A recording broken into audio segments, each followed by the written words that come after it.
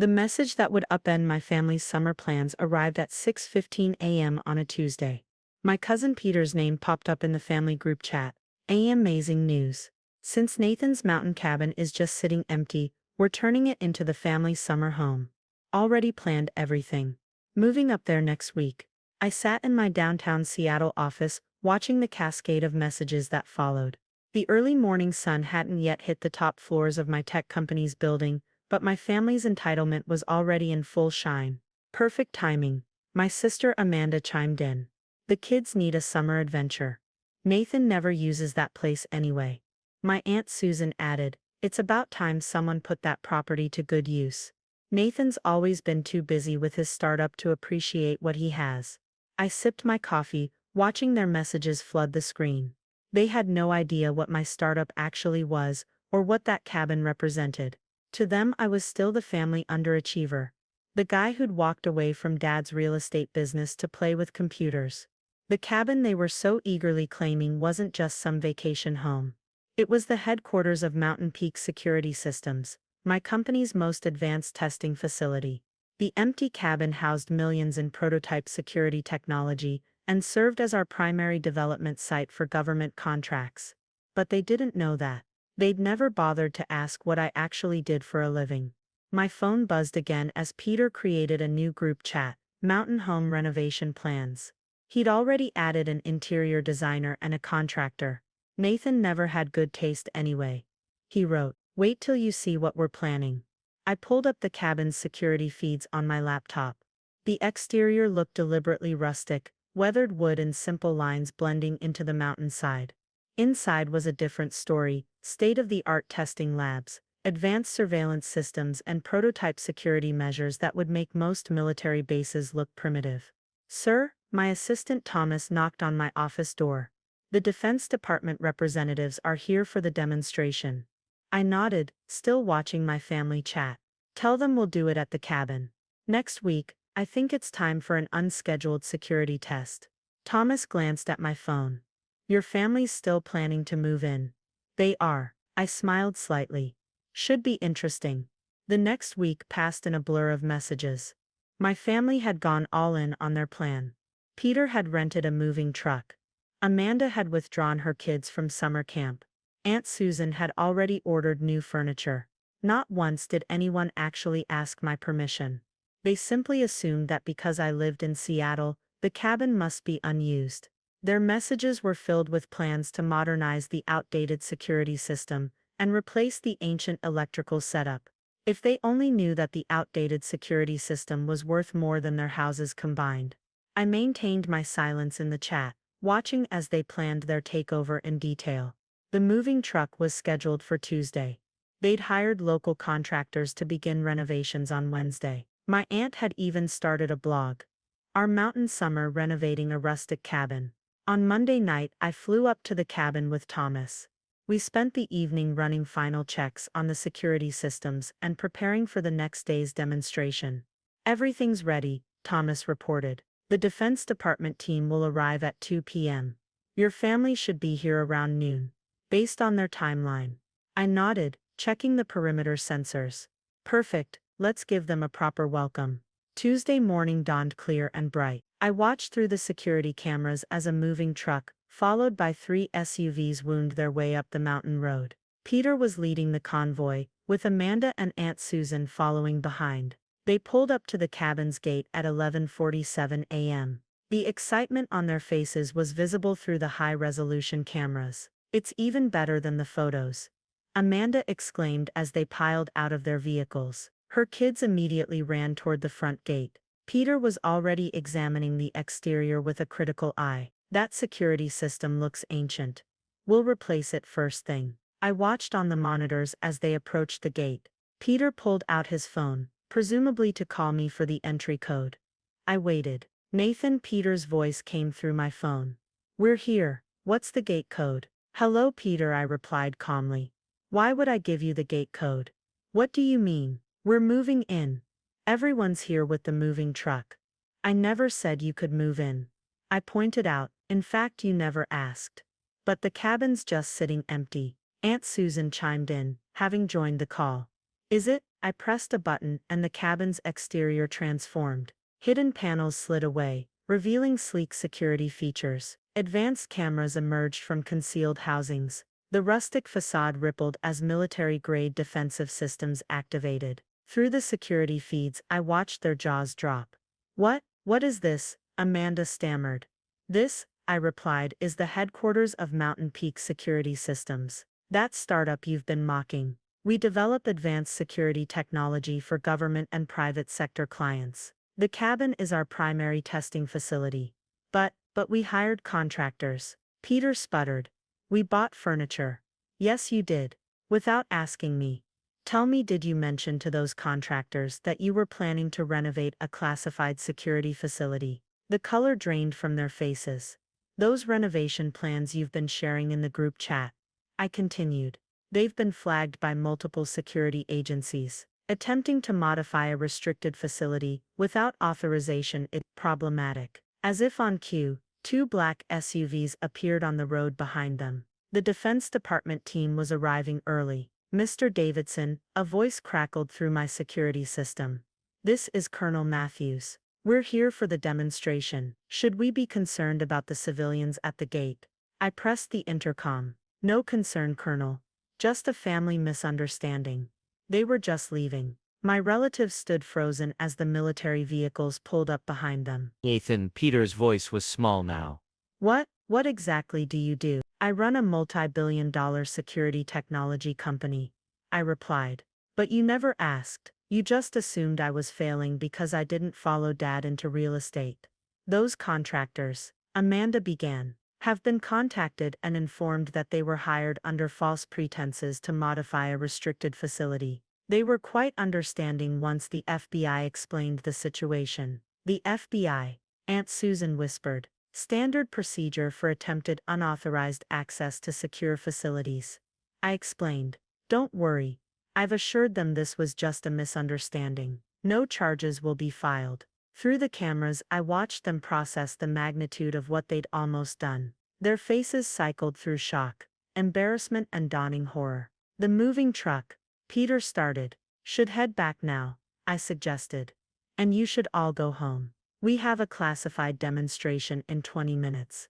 And this road will be closed to civilian traffic. But we sold our summer house, Amanda protested. We took the kids out of camp. Yes, I agreed. You did all that without asking me if you could have my property. Perhaps this is a good lesson in not making assumptions. The military vehicles were parking now. Uniformed personnel emerging to secure the area.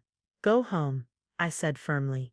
We can discuss this later, after the demonstration, after you've had time to think about what you almost did. I watched them pile back into their vehicles, the moving truck turning awkwardly on the narrow mountain road. As they drove away, Colonel Matthews approached the gate. Interesting security test, he commented as I let him in. Using civilian relatives to probe for weaknesses.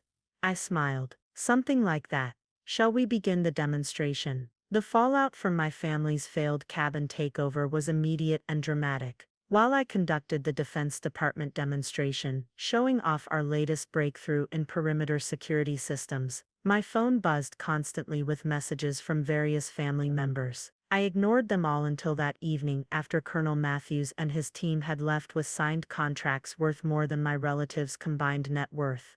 Finally, I opened the family group chat.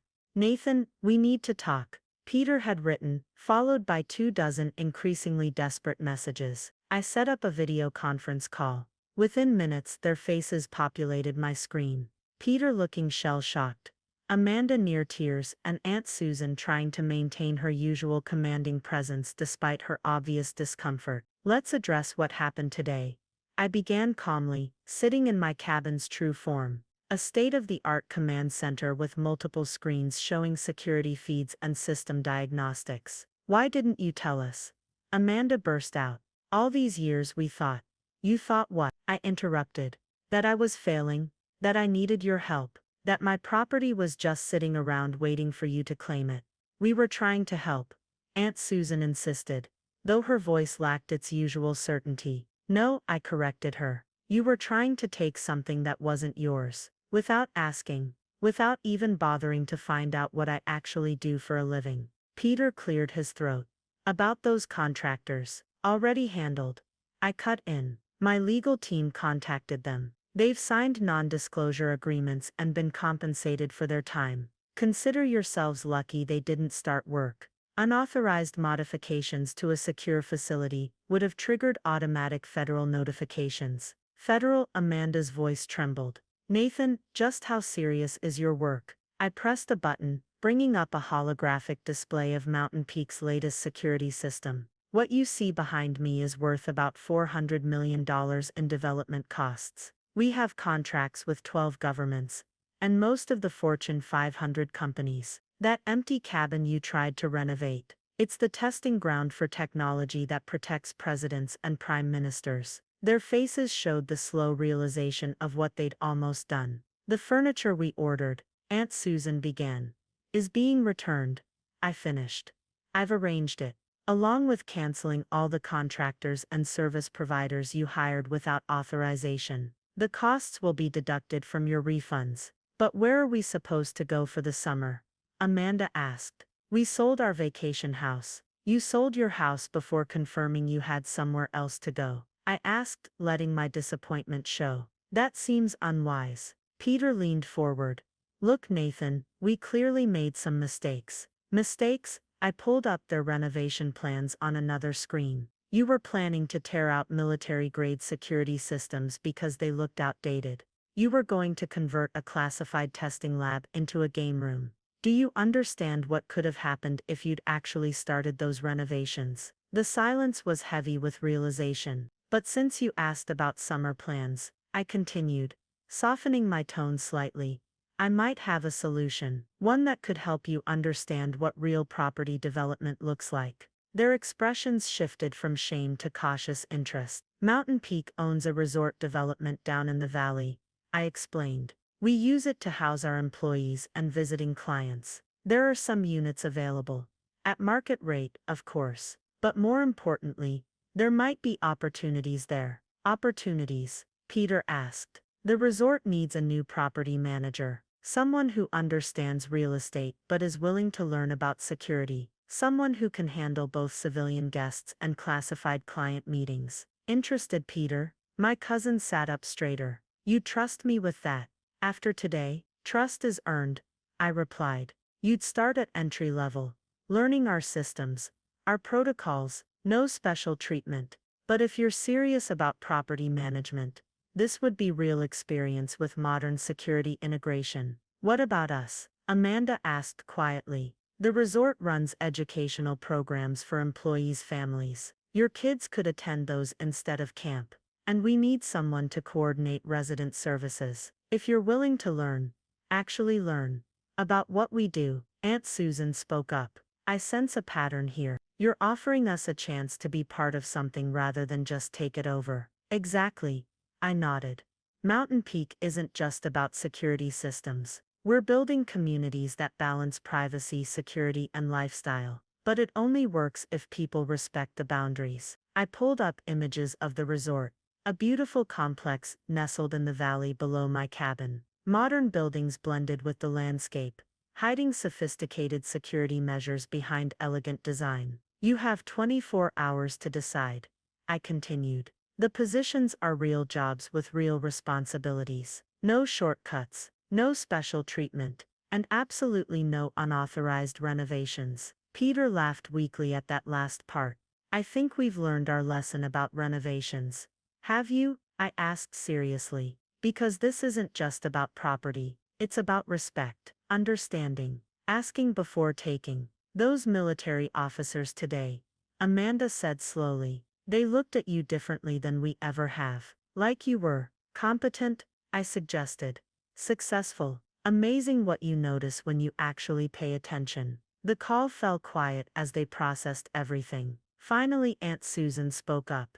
We've been awful, haven't we? All these years, making assumptions, never asking. Yes, I agreed simply. You have. But tomorrow's a new day. The resort positions are open if you want them. Real work, real learning, real respect. After the call ended, I walked through my cabin, my facility, checking systems and reviewing data from the day's demonstration. The perimeter sensors tracked local wildlife. The advanced cameras monitored every approach, and somewhere in the valley below, my family was finally beginning to understand what I'd built while they weren't paying attention. My phone buzzed with a message from Peter. About those security systems I called outdated. Any chance I could learn how they actually work? Perhaps there was hope for them after all. 3 months after the failed cabin takeover, I stood in the resort's control center watching my family's transformation unfold through a wall of monitors. The change had been remarkable and unexpected. Peter, who once dismissed my outdated security systems, was now immersed in learning their intricacies.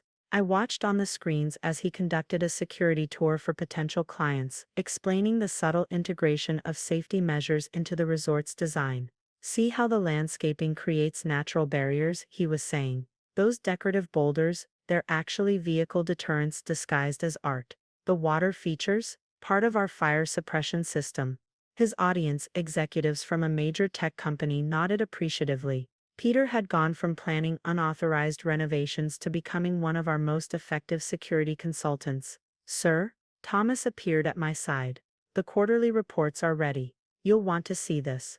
I reviewed the numbers: resort occupancy up 40%, client satisfaction at record levels, and security protocol compliance at 100%. But the most interesting statistics were about my family. Amanda had transformed the resident services department. Her experience as a former event planner, combined with her new understanding of security protocols, had created something unique. She developed a program that balanced luxury hospitality with high-level security, making our high-profile clients feel both safe and pampered. I pulled up the footage from her latest event, a seamless blend of 5-star service and cutting-edge protection. The clients never saw the security measures, but every server, every valet, every housekeeper was fully trained in protocols. Nathan? Amanda's voice came through the intercom. We have a situation. I switched to her camera feed. She was standing in the resort's main lobby, facing a familiar scene: relatives trying to bypass security. Cousin David and his family just showed up, she reported. They're demanding access to the premium suites. Said since we're family. I watched with pride as Amanda handled it professionally. I'm sorry, but all guests must go through proper security screening and booking procedures. Family or not, protocols exist for everyone's safety. The same words I'd used with her 3 months ago. On another screen, Aunt Susan was conducting a training session for new staff. Her natural authority, once used to orchestrate family takeovers, now enforced security compliance. Every access card, every door code, every security camera has a purpose, she was explaining. We protect people who protect nations. There are no exceptions, no shortcuts, no special favors, not even for family. I smiled at that last part. The lesson had been well learned. My phone buzzed with a message from Peter. You need to see this. Conference room A. I headed down, passing through multiple subtle security checkpoints. The resort's guests never noticed them, but every movement was monitored, every access point secured.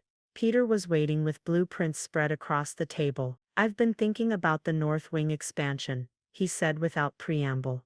If we adjust the angle of the building, we can create natural surveillance points while maintaining the views. I examined his plans. 3 months ago he'd wanted to tear out security systems. Now he was designing them. Look here, he pointed to a detailed section. By integrating the security features during construction, we can hide them completely. The guests get their luxury, we get our security, and nobody has to compromise. Like a certain cabin on a mountain, I asked with a slight smile. He had the grace to look embarrassed. I still can't believe we were going to renovate a classified facility into a summer home. Speaking of which, I pulled up the cabin's security feed on my tablet. Want to see what you almost destroyed?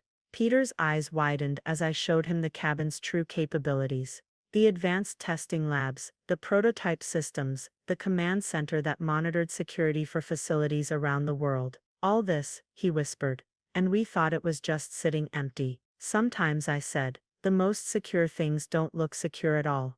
A notification popped up. Amanda's children were in their after-school program, learning about cybersecurity through games designed by our tech team. They'd gone from planning to tear up the cabin to understanding why protection mattered. We have a situation. Thomas's voice came through my earpiece. Potential breach at the East Gate. I pulled up the feeds, another relative, this time a distant cousin, trying to leverage family connections for access. Want to handle it? I asked Peter. He straightened his security badge. Family or not, protocols exist for a reason. As I watched him professionally, but firmly turn away our entitled relative, I realized something. The cabin incident hadn't just taught my family about security, it had taught them about boundaries, respect, and the value of earning things rather than taking them. Aunt Susan joined us in the conference room. Monthly security review is ready, she reported. Compliance is up, incidents are down, and the new training program is showing excellent results. Different from planning unauthorized renovations? I asked. She smiled wryly. Amazing what you learn when you actually ask questions instead of making assumptions. The resort's success had exceeded all expectations. My family, once intent on taking over my property, had become instrumental in protecting other people's security. They'd learned that real value isn't in possession, but in protection, not in owning something, but in understanding it. As night fell over the valley, I stood at the resort's observation point, looking up at my cabin on the mountain. Its lights blinked secretly, monitoring, protecting, securing, just as it had when my family thought it was empty. Peter joined me, his security tablet showing green across all sectors. You know, he said thoughtfully, we never thanked you. For what? For stopping us from destroying something important. For showing us there's more to security than locks and cameras. For giving us a chance to learn instead of just taking. I nodded toward the cabin. Sometimes the best security is invisible. And sometimes the best lessons come from failed takeover attempts. 1 year after the failed cabin takeover, I stood in the resort's grand ballroom, watching my family conduct our biggest event yet, the International Security Technology Summit.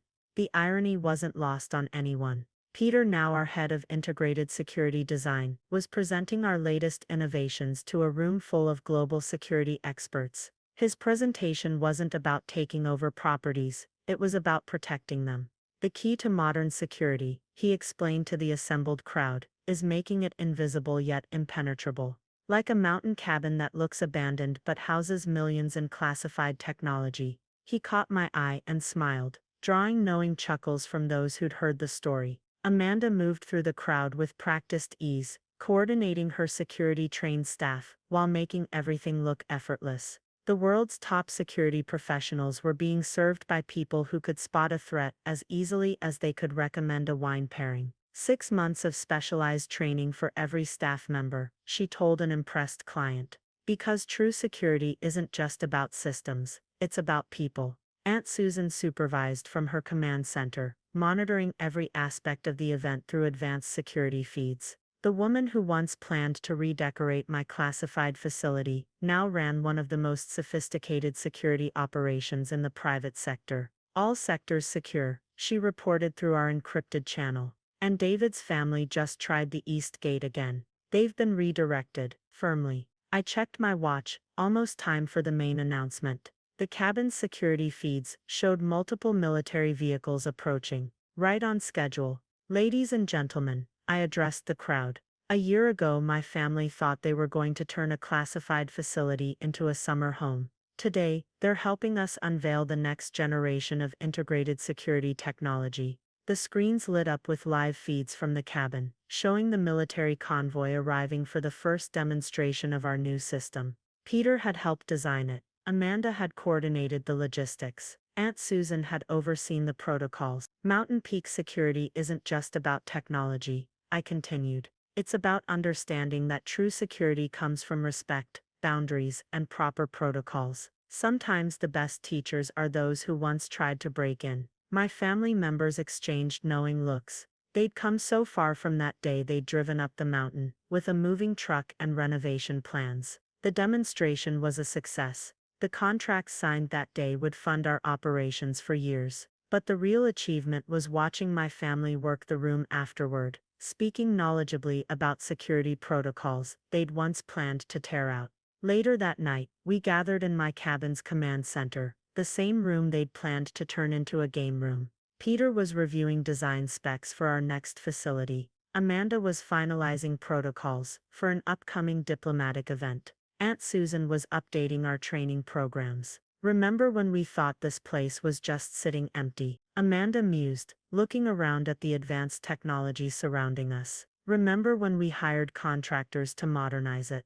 Peter added, shaking his head at their past presumption. Aunt Susan looked up from her security feeds. Remember when we thought Nathan was failing because he left real estate for computers? I smiled, watching the perimeter sensors track another mountain lion, passing safely through our grounds. Sometimes the best success stories start with failure. Speaking of stories, Peter said, pulling up a familiar image on his tablet. Remember this? It was their old renovation plans for the cabin. The game room, the modern kitchen, the home theater where a classified lab should have been. Hard to believe we ever thought we could just take over someone's property, Amanda remarked. Harder to believe we thought those security systems were outdated, Peter added. Hardest to believe we never just asked what Nathan actually did, Aunt Susan finished. The cabin's lights blinked steadily, monitoring the mountain as they had for years. But now my family understood what those lights meant. They'd learned that true value isn't in what you can take, but in what you can protect. Next week's training session is fully booked, Aunt Susan reported. Turns out our family takeover turned security expertise's story is quite popular in the industry. Who would have thought, I mused, that your greatest qualification would be failing to take over my cabin? They laughed, the comfortable laughter of people who had learned their lesson well, and found their true calling in the process. As the night deepened, and the security systems hummed around us, I watched my family work. They'd come to the mountain looking to take something. Instead, they'd found something far more valuable: purpose, understanding, and the satisfaction of protecting, rather than possessing. The cabin stood secure, as it always had, but now it wasn't just my secret, it was our legacy. A legacy built not on taking, but on protecting. Not on possession, but on respect. And somewhere in the valley below, a moving truck that once carried renovation supplies now transported security equipment, its drivers fully vetted, and its protocols strictly followed. Sometimes the best endings come from the worst beginnings, and sometimes an empty cabin isn't empty at all. End of story.